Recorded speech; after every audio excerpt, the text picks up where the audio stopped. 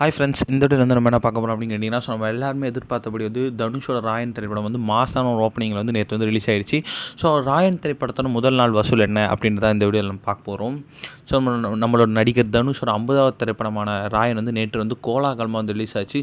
So இந்த திரைப்படம் வந்து செம்ம சூப்பராக இருக்குது அப்படின்றதுல எந்த ஒரு சந்தேகமே இல்லை. ஏன்னா வந்து இந்த திரைப்படத்தை பார்த்த ஒரு பிரபலங்களும் வந்து இந்த திரைப்படத்துக்கு பாசிட்டிவான கமெண்ட்ஸ் மட்டும்தான் சொல்லிட்டு இருக்காங்க.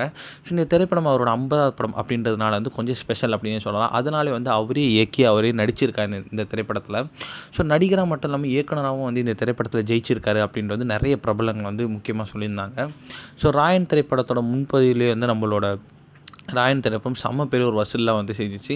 இந்நிலையில் வந்து இப்போ வந்து முதல் நாள் வசூல் என்ன அப்படின்ற நம்ம பார்க்க போகிறோம்.